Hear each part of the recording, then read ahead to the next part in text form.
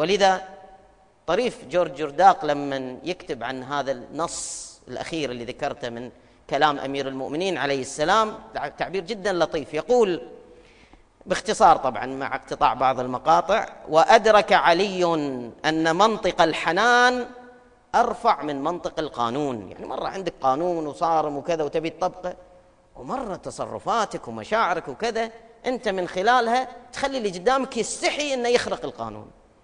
وأن عطف الإنسان على الإنسان وسائر الكائنات إنما هو حجة الحياة على الموت والوجود على العدم، وإلا هذا الإنسان اللي ما يحترم كذا هذا كالعدم، هذا إنسان ما يحترم الحياة. أحس علي إحساسا مباشرا عميقا أن جميع الكائنات روابط لا تزول إلا بزوال هذه الكائنات، وأن كل ما ينقص هذه الروابط ينقص من معنى الوجود ذاته، وإذا كان الإنسان أحد هذه الكائنات فإنه مرتبط بها ارتباط وجود، وإذا كان ذلك وهو كائن فإن ارتباط الكائن بشبيهه أجدر وأولى. أما إذا كان هذا الكائن من الأحياء فإن ما يشده إلى الأحياء من جنسه أثبت وأقوى.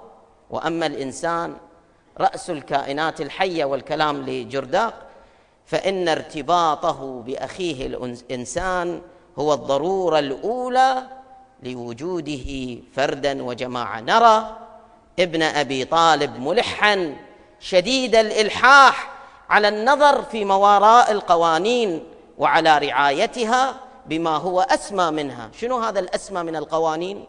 بالحنان الإنساني، المشاعر، أن تحمل في طياتك مشاعر الإنسانية.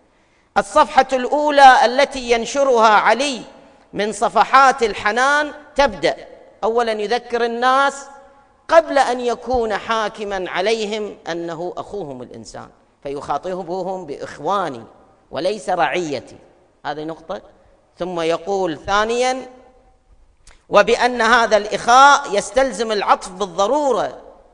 ثم يقول لأمرائه على الجيش فإن حقا على الوالي أن لا يغيره فضل ناله ولا طول خص به، وأن يزيده ما قسم الله له من نعمه دنوا، القيادة دنو من عباده عباد الله، وعطفا على إخوانه. وما يذكره، والكلام لجرداق، وما يذكره لنفسه وللولاة بأنهم والناس إخوان بالمودة والحنان يعود فيقرره بحكمة شاملة يتجه بها إلى البشر جميعا دون تفرقة أو تمييز. شنو هذه الحكمة؟ قائلا هذا المقطع اللي ذكرناه في النص: وإنما أنتم إخوان ما فرق بينكم إلا خبث السرائر وسوء الضمائر. بسم الله الرحمن الرحيم.